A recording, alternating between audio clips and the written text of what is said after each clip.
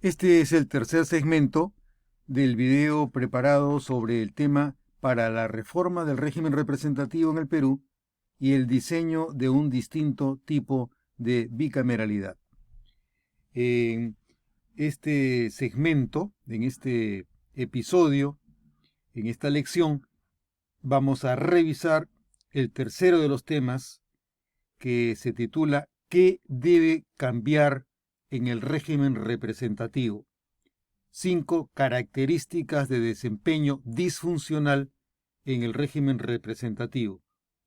Como se ha mencionado en los segmentos y episodios anteriores, el propósito, el objetivo de este conjunto de videos sobre la reforma del régimen representativo en el Perú es, en primer lugar, denunciar cómo es que la representación que tenemos nos aliena de ella misma con los errores y con las señales inequívocas de su patético desempeño.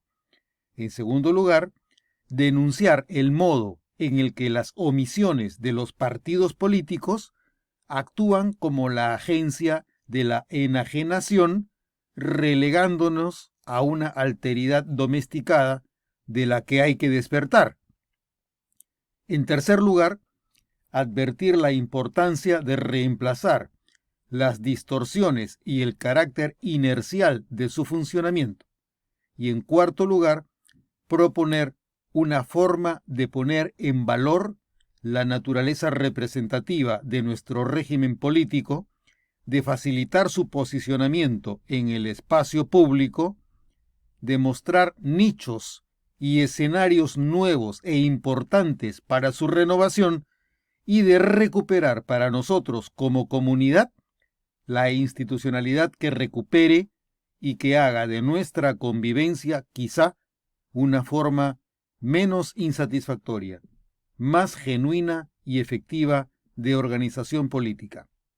Para continuar entonces con esta presentación sobre la reforma del régimen representativo y el diseño de un distinto tipo de bicameralidad, vamos a pasar revista de algunas de las deficiencias más importantes que deben eliminarse, que deben cambiar, que deben disminuirse por lo menos para conseguir mejores bases representativas en nuestro régimen democrático.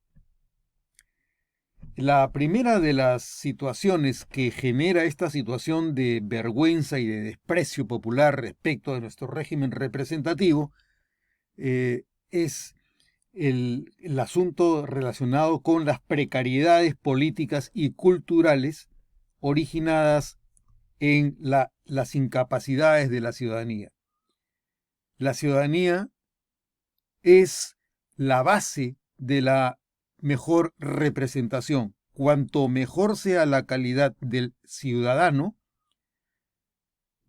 óptima se convierte la calidad de la representación. Si la calidad de la ciudadanía es baja, la consecuencia será que la representación vaya en proporción directa a la baja calidad de la ciudadanía. Si bien es cierto, la ciudadanía es una condición que atraviesa diversidad de ámbitos, de atmósferas, de espacios, de niveles, de esferas, una manera concreta de apreciar la calidad de la ciudadanía es en el conocimiento que ella se espera que tenga respecto de la relación que tiene el uso de su voto en un proceso de consulta popular respecto del funcionamiento del régimen político y del propio régimen representativo. Se espera, se asume que el ciudadano, cuando vota, tiene plena conciencia de la racionalidad que va a generar su voto en el funcionamiento del sistema político. Cuando el ciudadano vota sin saber qué efecto puede tener el conjunto de preferencias que la totalidad de la ciudadanía emite en un proceso electoral, cuando carece del conocimiento, de la conciencia de estos efectos, luego obtiene un resultado que no llega a notar, a advertir o a asimilar que resulta de manera directa de la aplicación de reglas que él mismo ha utilizado y en las que ha participado para activarlas. Entonces, en la medida en la que el ciudadano no conoce el efecto que tiene su voto en el funcionamiento del sistema representativo, en un sistema representativo que tiene debilidades de origen, como la que se relaciona con la imposibilidad de adquirir la representación absoluta en la Asamblea. De igual manera, la ignorancia, el desconocimiento o la poca conciencia que se tiene, que en los procesos electorales el ciudadano tiene una condición ficta respecto del resultado representativo. Es decir, el ciudadano cuando vota está votando de acuerdo a reglas que son parte de la convención representativa. Esto quiere decir que la representación es una realidad simbólica y convencional. No es que la representación sea real, no es que cuando se vota por una opción en el sistema electoral, esa opción te genera un vínculo real de representación. Se trata de un vínculo presunto, un vínculo asumido, un vínculo normativamente afectado, atribuido, que tiene que ver con el mandato que tiene en el sistema representativo el conjunto de reglas que imputa a los resultados una condición representativa, más allá de que en la realidad no sea posible que ningún ciudadano sea representable. Para quedar representados de manera real, concreta y efectiva, se necesita que exista un vínculo entre la persona que quiere ser representada y la persona a quien se designa como representante. En el sistema representativo, los ciudadanos no votan por una persona, votan por un partido. Esa es la presunción. Se vota por un partido dentro del cual hay algunas alternativas de carácter particular, individual o personal. Pero las personas por las cuales eventualmente se opta al utilizar la opción del doble voto preferencial no son personas a las que el ciudadano ni conozca ni tenga la posibilidad de confiar en ellas. No basta con que el ciudadano tenga acceso a la hoja de vida. La hoja de vida te puede decir lo que la persona ha hecho, pero eso no quiere decir que el ciudadano conozca a la persona de la misma forma que puede conocer a quien para un acto de contratación, por ejemplo, escoge, elige o designa para que lo represente. No existe la relación personal entre representante y representado porque el ciudadano no conoce a quien postula para un puesto representativo. Se trata de un conjunto de normas que forman parte de una convención política. Presumimos que cuando concurrimos a las urnas, aun cuando nos resulte imposible conocer de manera real y concreta a los candidatos, se presume que por el hecho de participar en el proceso electoral, estamos escogiendo a quien le encomendamos nuestra confianza para que la custodie y para que actúe en nuestro interés y por nuestra cuenta en la diversidad de procesos políticos que son parte de la función representativa en el Estado. Entonces, en la medida en la que el ciudadano ignora, desconoce, no tiene conciencia de las dificultades, de las imposibilidades representativas del sistema, ya sea porque no hay regla electoral que permita que el 100% de los electores tenga un representante dentro de la asamblea, o porque el elector desconozca, ignore o no tenga conciencia de que nunca se basa su voto en el conocimiento ni en la conciencia efectiva que tenga de la persona por la cual vota. Si no existe ese vínculo personal, y si tampoco es posible que ningún sistema representativo asegure la representación absoluta en las asambleas representativas, la ausencia de conocimiento, la ausencia y la ignorancia del ciudadano respecto de las limitaciones del sistema representativo importa la ausencia de compromiso del ciudadano respecto de los resultados que tiene cuando emite su voto, porque le exige al sistema lo que el sistema no puede dar. El sistema todo lo que te puede dar es la ficción de la representación.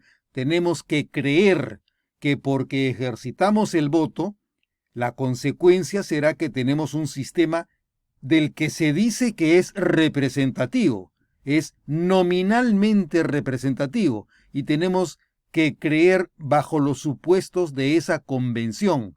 Estamos ante una representación eminentemente simbólica.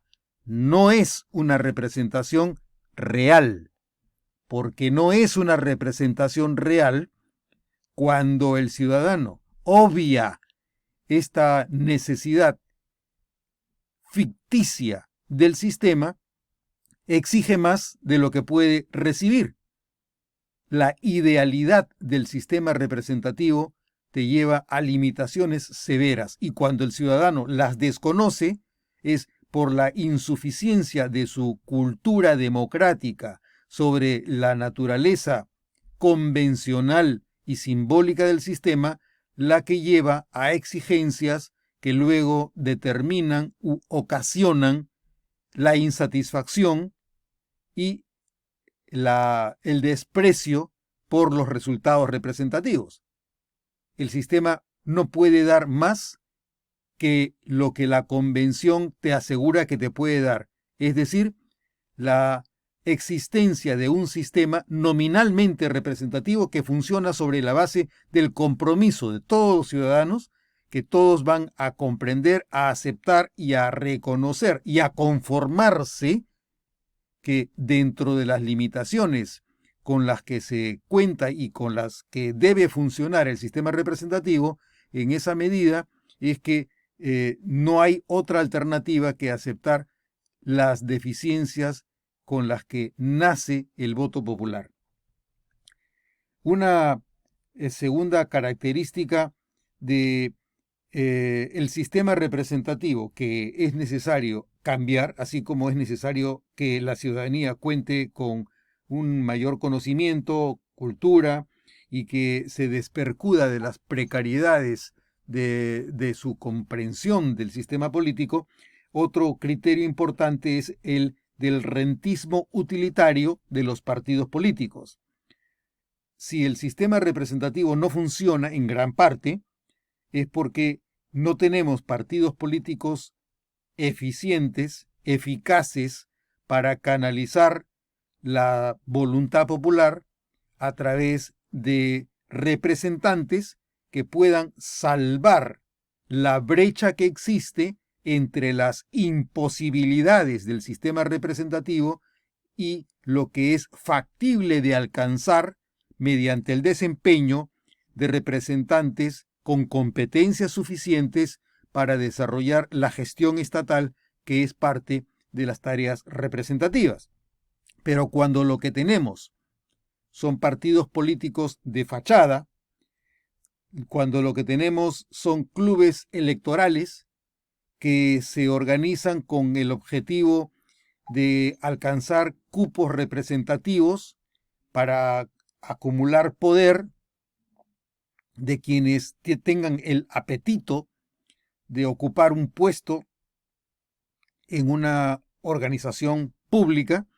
Cuando tenemos ese tipo de visión del partido político, naturalmente los partidos no cumplen con el rol que deberían para minimizar los costos y la brecha que existe entre las posibilidades efectivas de representación en un sistema convencional y simbólico y las incapacidades que tienen los operadores del sistema representativo para desempeñarse y realizar una performance más efectiva que disminuya las brechas naturales del sistema representativo. La tercera cuestión que debe cambiarse es la distorsión individualista de nuestro modelo electoral. El voto preferencial, por ejemplo, es una de las semillas de la discordia que impide el cohesionamiento de los partidos políticos y acelera, agudiza e intensifica los núcleos de competencia innecesaria o nociva al interior de los propios partidos políticos entre quienes son sus militantes, porque entre ellos deben competir para ver quién obtiene un puesto representativo a despecho de los otros. Esto no ocurre en sistemas electorales con lista cerrada y bloqueada. El sistema electoral peruano es con lista cerrada, pero abierta, no es bloqueada, porque cabe que la lista que te presenta el partido político pueda alterarse en cuanto a las ubicaciones en las que aparecen los miembros de una lista en un distrito determinado. Este factor añade elementos de disociación y de anomia en el funcionamiento del sistema representativo. De igual manera, cuando tenemos un distrito múltiple que, bajo el supuesto de que agudiza o intensifica la relación entre el representante y su localidad, obvia que en nuestro sistema de democracia representativa los representantes representan a la nación, no representan a una circunscripción determinada. Si bien es cierto, se llega a una representación nacional a partir de los distritos locales, este tipo de vínculo de origen no supone que el representante sea representante de la localidad.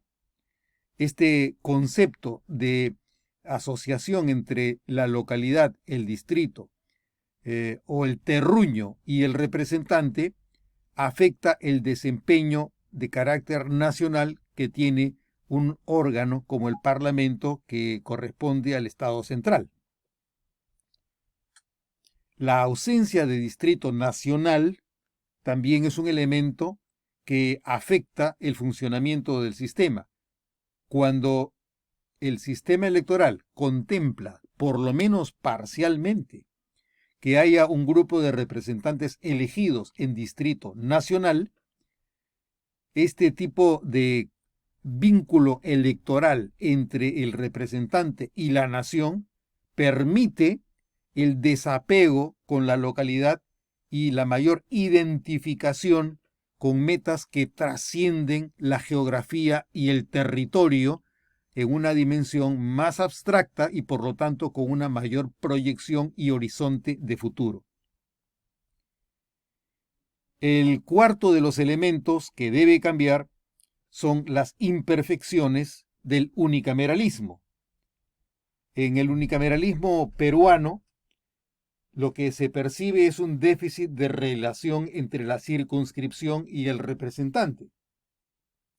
Este déficit de representación se concreta en que aproximadamente por cada 240.000 electores hay un representante. Han habido ocasiones históricas en el Perú en las que por cada 25.000 personas o habitantes había un representante, por 50.000 había un representante. Ahora estamos ante cada 240.000 electores un representante.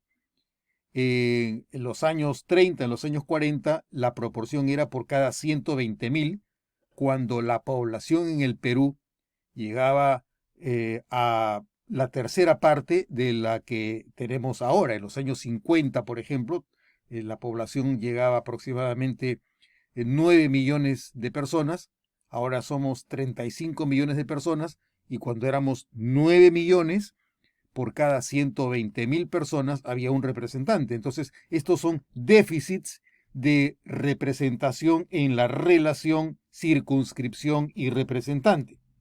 De igual manera, otra imperfección del unicameralismo consiste en que los productos organizacionales carecen de monitoreo ni evaluación.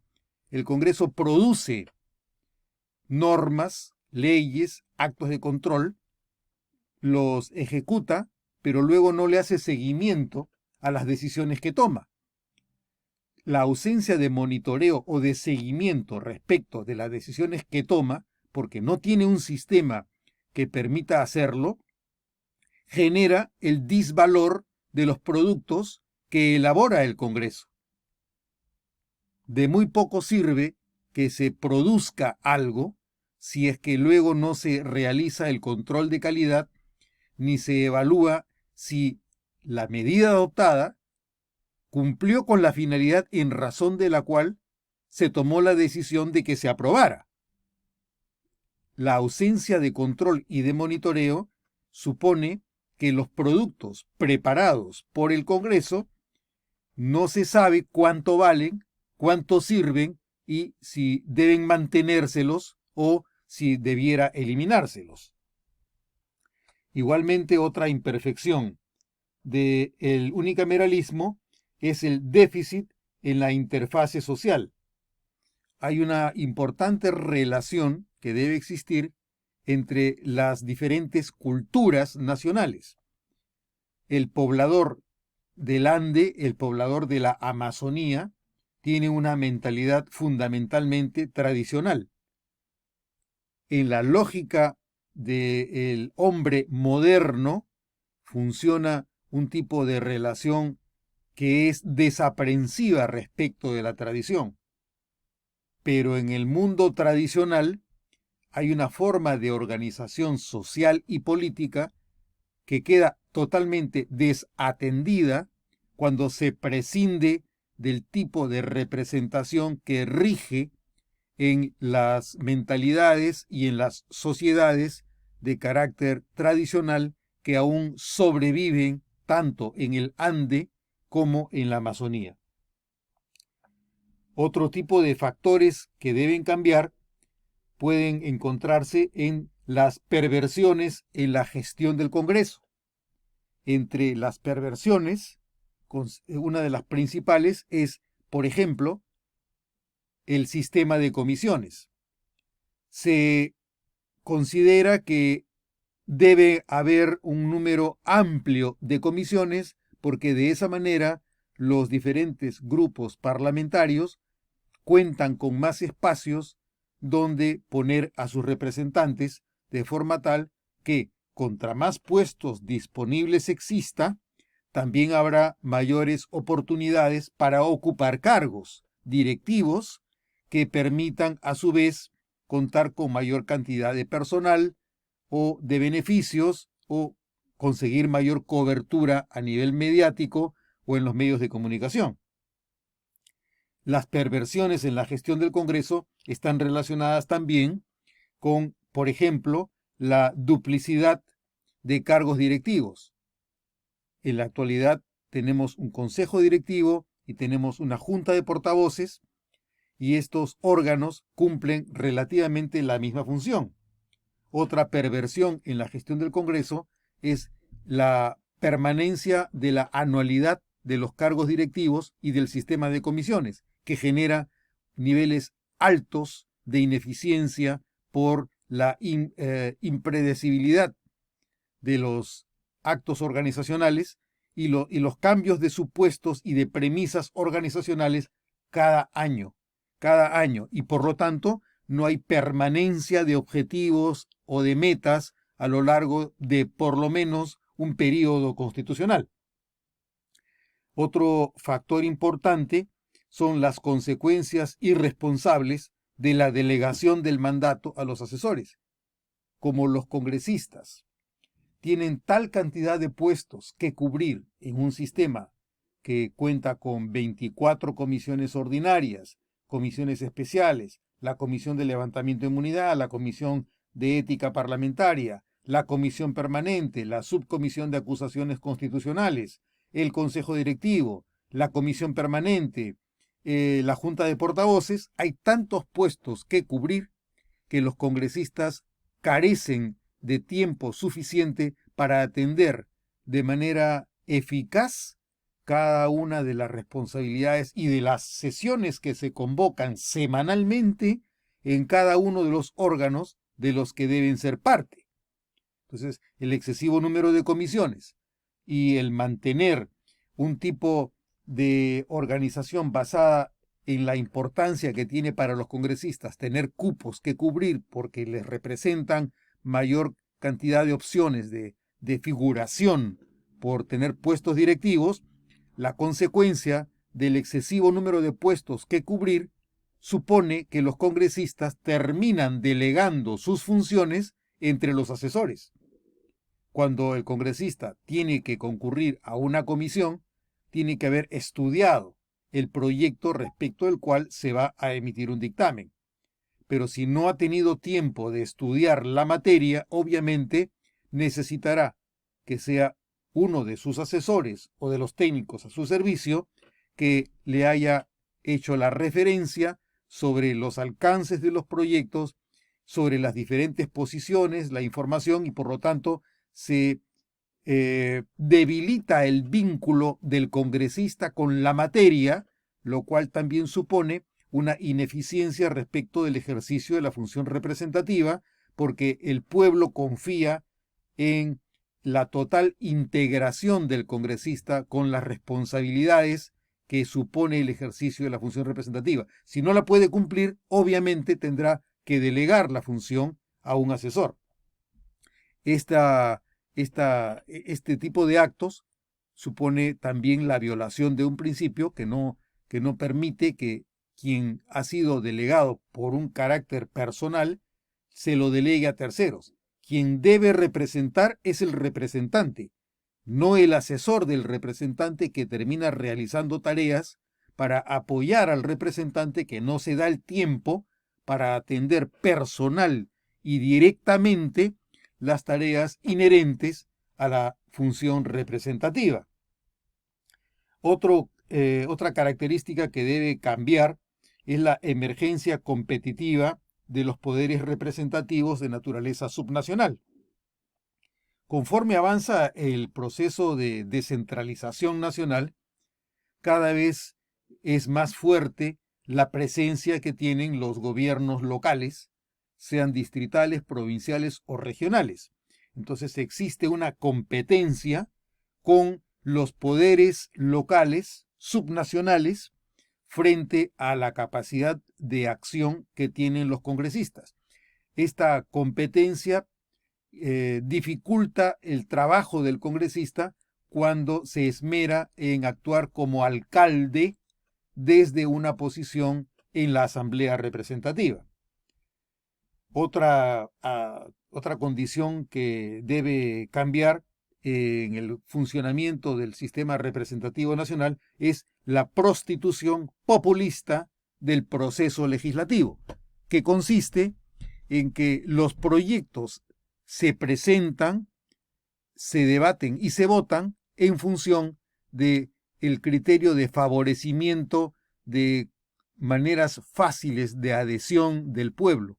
Se terminan aprobando proyectos que no constituyen una alternativa eficaz para solucionar problemas prioritarios de la sociedad, sino que terminan siendo proyectos de naturaleza declarativa con los cuales se vincula al congresista con el pueblo y le hace creer la importancia que puede tener la aprobación de un proyecto que finalmente no llega a solucionar nada y abulta innecesariamente el número de normas del ordenamiento jurídico, que no llega a tener la eficiencia ni la efectividad para solucionar problemas colectivos.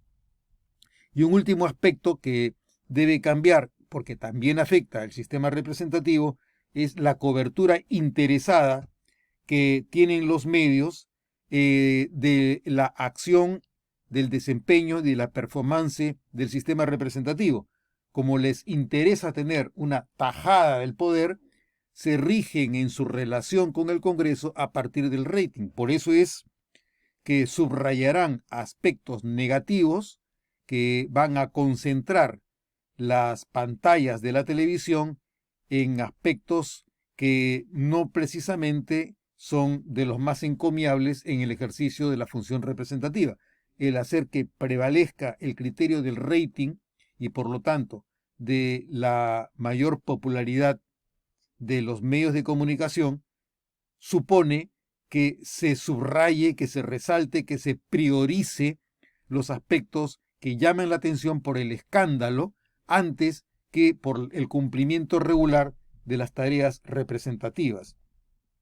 Estos son los diferentes aspectos que es necesario tener presente para corregir el funcionamiento deficiente del sistema representativo, pero podríamos hacer un esfuerzo para concretar otras materias que están vinculadas a los cambios que son necesarios para optimizar el sistema representativo. En primer lugar, las condiciones inapropiadas para que las agrupaciones partidarias preparen y seleccionen a los militantes o invitados que postulan como candidatos. Esto está asociado a la necesidad de corregir o de eliminar el voto preferencial, mejorar el funcionamiento de los partidos que funcionan con la lógica del vote seeking o del catch-all parties, para que de esa manera los partidos operen como agencias de organización a partir de programas y no de la necesidad de los electores de conseguir medios de representación de naturaleza coyuntural. Cuando los candidatos son propuestos según su capacidad de sumar votos o de financiar una campaña electoral, se producen desviaciones y severas distorsiones en el sistema que es necesario reemplazar de forma que lleguen al Congreso como candidatos quienes cuenten con los mínimos indispensables de competencias que son exigibles para ocupar el puesto representativo. Un segundo aspecto que es necesario cambiar del régimen representativo es la dedicación desproporcionada a actividades individuales populistas que no agregan valor en los productos institucionales. Esto está ligado al concepto representativo desligado de los procesos institucionales, a la visión del Congreso como una agencia populista de atención de demanda sin procesar y una priorización de contacto externo con fines electorales y de campaña latente. Cuando los congresistas están preocupados por los beneficios que le puede representar su gestión para mantenerse en la esfera pública, se distorsiona la función representativa porque se enfatiza la dimensión electoral que no debería existir sino antes de cada elección. Entonces, de esta forma, se utiliza el ejercicio de la función representativa no para agregar valor en los procesos institucionales, sino que más bien se utilizan los procesos institucionales como un medio para conseguir fines de carácter particular o individual de quienes ocupan un puesto representativo. Otro aspecto que debe cambiar es la selección de temas o materias de debate y de votación en los que no se definen los principios, las metas, los objetivos que debe cumplirse programada e institucionalmente en una agenda de largo plazo. La ausencia de una visión, de una propuesta, de objetivos, de metas de largo plazo y la inexistencia de principios a partir de los cuales se rija la definición de la agenda corporativa del Congreso impide que la gestión se realice de una manera planeada o programada de forma tal que quepa además medir el desempeño del Congreso en la medida en la que el Congreso se acerca a esa visión mediante el cumplimiento de los objetivos o de las metas que se ha establecido al inicio de un periodo. Un cuarto aspecto que debe cambiar es el de la insuficiencia de filtros para seleccionar la calidad de los productos y de los resultados institucionales. A lo que se refiere esta mención es a que los proyectos de ley son objeto de debate directo a través de procesos abreviados o sumarios en los que se pasa por alto el proceso de evaluación propiamente dicha, mientras que en el sistema bicameral los proyectos tenían que pasar por hasta 3 lecturas, la primera de las cuales era el debate que se producía en el Pleno para determinar si los proyectos eran o no eran admitidos, y si eran admitidos, a qué comisión pasaban. Ese debate se producía en el Pleno. A partir del Congreso Unicameral, que empieza a funcionar en el año 1995, con el reglamento de junio del año 1995 que preparó el Congreso Constituyente, se eliminó la etapa del debate dentro del Pleno del Congreso, asignándole la tarea de envío de los proyectos a las comisiones a uno de los vicepresidentes. En tanto que en otros parlamentos esta función puede no llevarla a cabo directamente el Parlamento, pero se la asigna a una organización, a una instancia que puede ser, por ejemplo, el equivalente a la Junta de Portavoces o al Consejo Directivo, de forma que exista un organismo plural que decida a través de los votos si es que el proyecto es admisible o no lo es, y si lo es, a qué comisión debe pasar.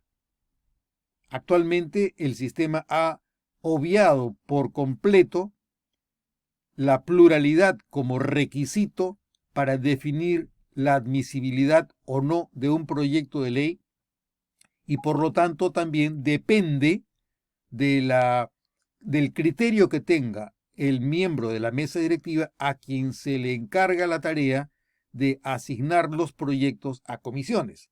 La tendencia y el riesgo que existe es a que los miembros de la mesa directiva a quienes se les asigna esta tarea están afectados por su propia pertenencia a un grupo parlamentario, y por lo tanto existe el peligro de que a la hora de definir a qué comisión pasa un proyecto, cabe que si tienen mucho interés en que el proyecto sea aprobado, se lo pasen a una comisión cuyo presidente pertenece a la misma agrupación política a la que pertenece el vicepresidente.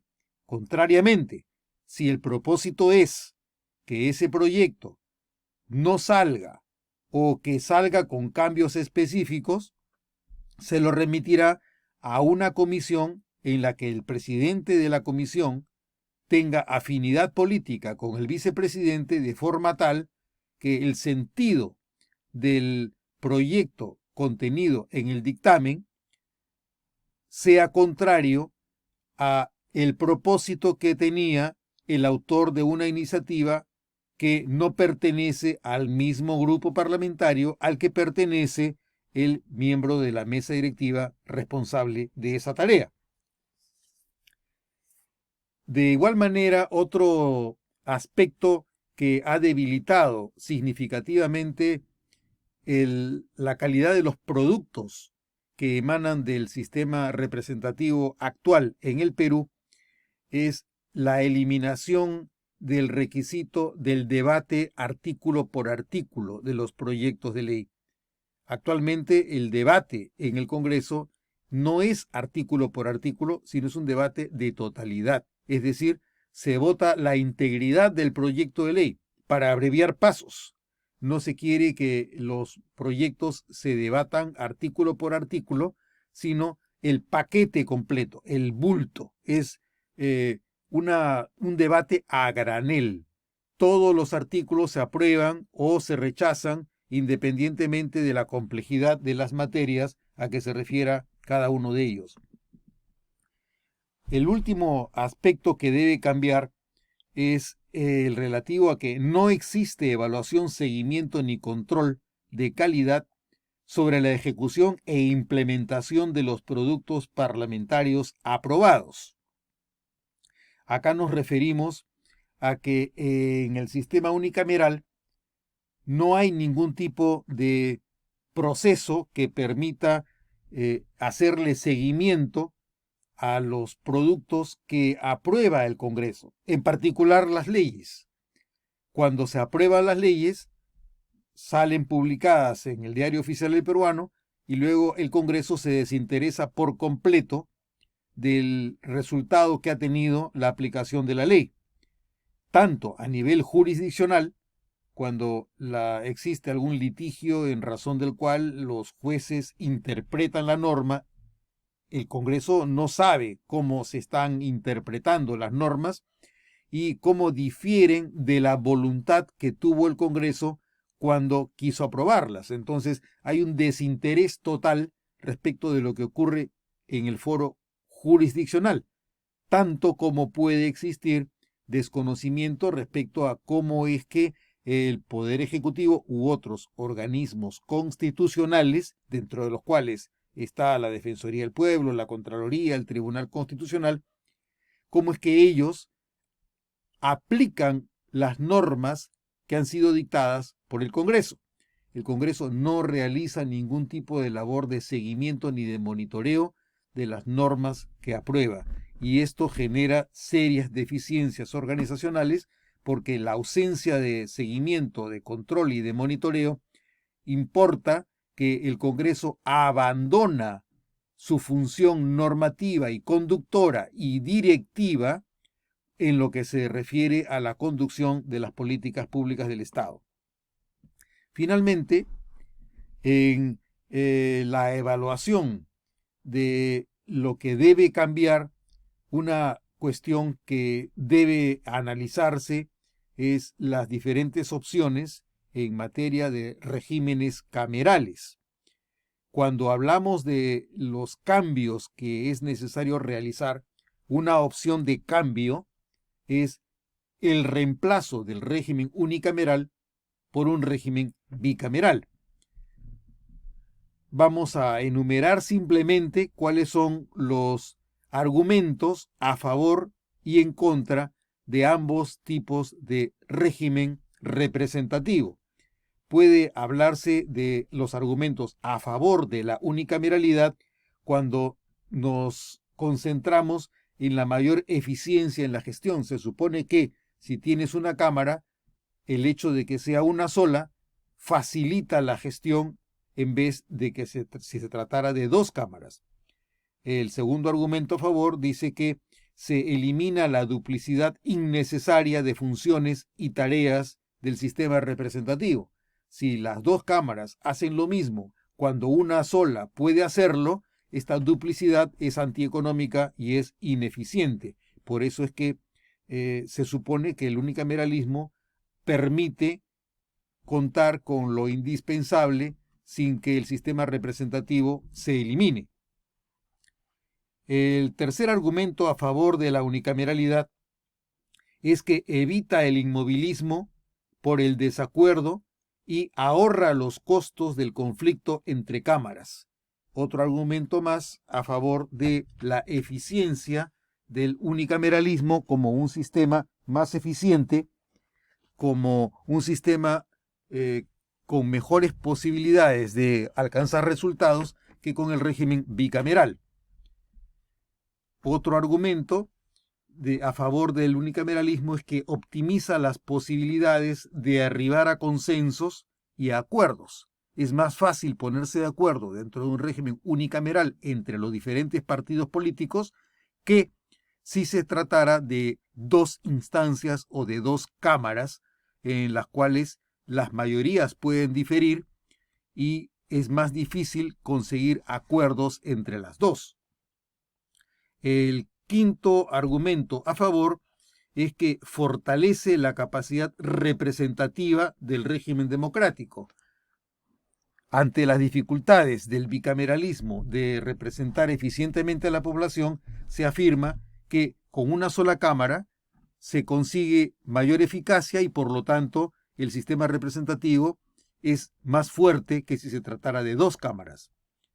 El sexto argumento a favor de la unicameralidad es que facilita la identificación de la base representativa de la sociedad, a diferencia de un régimen bicameral en el que hay duplicidad de bases representativas, con lo cual no es posible precisar cuál de los dos puede ser más representativo respecto de una decisión a adoptar por el Parlamento en pleno. El séptimo argumento es que su reconocimiento basta para asegurar la naturaleza del Estado democrático. El Estado democrático queda suficientemente justificado cuando existe una Cámara, cuando existe una Asamblea. No es necesario que hayan dos cámaras para que el sistema siga siendo democrático y representativo. Se cumple el requisito mínimo teniendo solamente una Cámara. No se necesitarían dos para que el sistema pueda ser calificado como representativo y como democrático. Y el octavo argumento a favor es el menor costo en el presupuesto público. Como se trata de una sola Cámara, hay menor número de representantes, por lo tanto, la exigencia de recursos presupuestales para una Cámara debería, en principio, ser menor que cuando nos encontramos ante dos cámaras. Los argumentos en contra de la unicameralidad son, en primer lugar, que es ineficiente respecto de la diversidad de objetivos, funciones y tareas que debe cumplir el régimen representativo. Como hemos mencionado, en el régimen unicameral no existe, por ejemplo, un proceso que permita realizar el seguimiento y monitoreo de los productos organizacionales. En un régimen bicameral, cabría que una de las cámaras se encargue de lo que una sola de ellas no puede conseguir hacerlo. Entonces, este es un argumento en contra del unicameralismo porque a partir de la identificación de funciones que no llegan a asimilarse por el unicameralismo, cabe entender que el bicameralismo es una mejor opción que no está adecuadamente cubierta por el unicameralismo. El segundo argumento en contra es que el ahorro presupuestal favorece la toma de decisiones apresuradas, insuficientemente estudiadas, evaluadas, deliberadas y consensuadas y mayor costo político al país. Bajo el pretexto de que es más barato tener una sola cámara que tener dos, el costo es que efectivamente con una sola cámara se van a tomar decisiones más rápidas, pero el que sean más rápidas no asegura que las materias han sido mejor estudiadas, deliberadas o consensuadas por la diversidad de fuerzas políticas. El tercer argumento en contra del unicameralismo es que genera formas de tiranía o dictadura basadas en modalidades del régimen de asamblea. Cuando nos encontramos en un tipo de régimen de asamblea, esta actúa de una manera mucho más acelerada en los procesos que tiene bajo su cargo. Entonces, la aceleración, el recalentamiento de los procesos representativos es una causa de desvíos y de deficiencias en el sistema representativo. En cuarto lugar, otro argumento en contra es que no permite espacios de conciliación o de corrección de errores.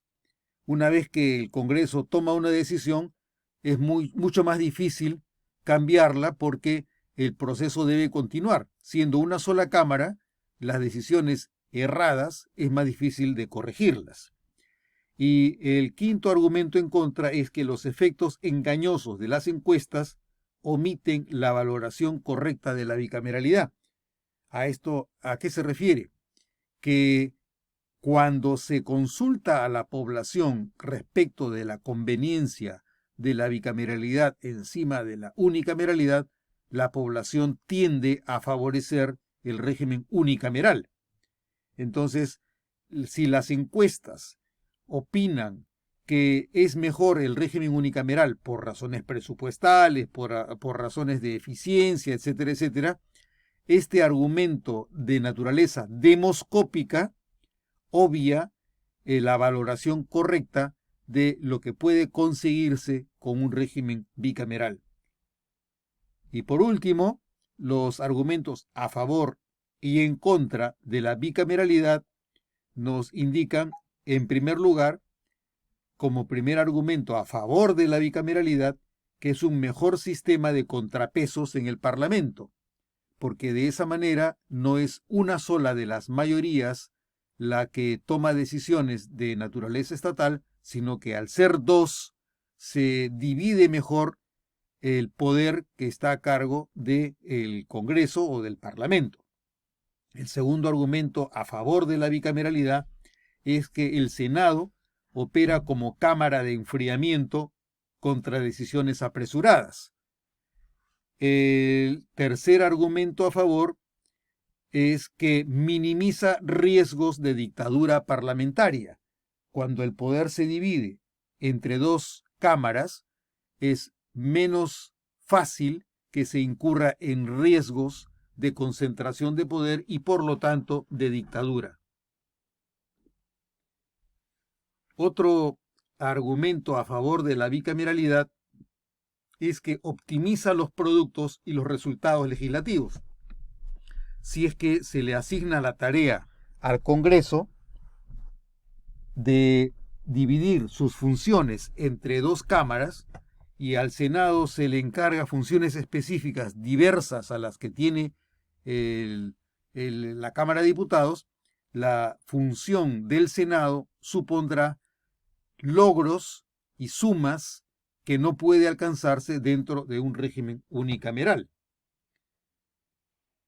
Por lo tanto, se afirma también como quinto argumento a favor que aumenta la capacidad reflexiva del régimen representativo, porque la segunda Cámara, al contar con mayor cantidad de representantes como senadores, podrá añadir criterios a los que existen en una sola de las cámaras. Otro argumento a favor es el menor amateurismo y mayor experiencia profesional que existe en el Senado. Al Senado generalmente se tiende a llegar luego de haber pasado un proceso de capacitación o de formación y mayor experiencia parlamentaria en una de las cámaras. Puede ocurrir que no sea así, pero la tendencia, la inclinación en la carrera representativa supone que primero se pasa por diputados y luego se llega al Senado, salvo que se tratara de casos muy notables. El séptimo argumento a favor de la bicameralidad es que la dictadura parlamentaria depende no del número de cámaras, sino de la presencia de mayorías partidarias en ambas cámaras. Entonces, son las mayorías las que generan la dictadura y no el número de cámaras. Si es así, el peligro no está en el número de cámaras, sino en la composición de de las mayorías partidarias en una y en otra. El octavo argumento a favor de la bicameralidad es que optimiza la pluralidad, la proporcionalidad y la representatividad del Parlamento, porque introduce diferentes criterios de representación, además de los que ya existen de manera natural con el régimen unicameral. Y el último de los argumentos a favor de la bicameralidad es que hay mayor arraigo en la historia política y constitucional del Perú, porque en la mayoría de los regímenes constitucionales peruanos se ha observado un régimen bicameral antes que el unicameral. Por último, los argumentos en contra de la bicameralidad pueden agruparse entre los siguientes. En primer término, que es una anomalía histórica carente de sustento funcional. Muchos dicen que no porque siempre haya habido bicameralismo en el Perú o que la mayoría de los años de nuestra historia republicana ha predominado el bicameralismo, eso no asegura el mejor funcionamiento del sistema representativo. El segundo argumento en contra es que aumenta los gastos operativos y el presupuesto sin garantizar mejores resultados organizacionales, porque si se reproducen los errores que tiene el sistema unicameral en el Perú y no se corrigen esas deficiencias, lo que se va a conseguir es que haya dos cámaras en las que se repita los mismos errores del unicameralismo. El tercer argumento en contra del bicameralismo es que genera mayor incertidumbre, inestabilidad e impredecibilidad, porque como hay una segunda cámara, mientras que en el unicameralismo es fácil predecir que, habiendo tomado una decisión, la mayoría en una de las cámaras, en el Congreso, es mucho más complicado predecir qué va a ocurrir cuando se trata de dos cámaras que pueden tener diferentes mayorías políticas a las que existe entre una y otra. El siguiente argumento en contra es la mayor agregación de descontento público en la desaprobación que recibe de la opinión pública. Claro, si se asume que las fallas en el unicameralismo ya generan desaprobación, el contar con dos cámaras sin que exista la garantía de que la segunda va a permitir mejor desempeño del sistema representativo, lo que va a ocurrir va a ser mayores condiciones para agregar descontento y desaprobación. El quinto argumento en contra es el mayor retraso en la deliberación y aprobación de las leyes. Claro, cuando se cree que las leyes deben ser aprobadas con rapidez, el contar con dos cámaras, quienes creen que las leyes deben aprobarse con rapidez, supondrá que se debe asumir que contar con dos cámaras es una deficiencia antes que una ventaja. El sexto argumento en contra es que es más complejo e ineficiente el proceso de formación de una voluntad corporativa unívoca, porque si las dos cámaras no están de acuerdo y si las condiciones de desacuerdo exige que se utilice el mecanismo de las insistencias entre una y otra, este proceso se convierte en mucho más complejo y es más ineficiente porque supone que ambas cámaras tienen que coincidir sobre un temperamento determinado. Esto alarga los procesos y además permite esperar que el sistema tenga mayores posibilidades de demorarse y de generar ineficiencias organizacionales. El otro argumento es que es más complejo e ineficiente el proceso de formación de una voluntad corporativa unívoca. Claro, en el caso de las dos cámaras, cuando se tiene que pasar por el proceso de las insistencias, esto puede determinar que el proceso se dilate, se prolongue y por lo tanto que sea más difícil llegar a una posición unívoca entre ambas cámaras. Y el último de los argumentos en contra de la bicameralidad es que genera dificultades de doble legitimidad representativa y duplicidad agregada de deficiencias inherentes al régimen representativo. Con estos argumentos concluyo con la presentación del tema que hemos desarrollado en este segmento, en este tópico, que es qué debe cambiar de nuestro régimen representativo. Muchas gracias.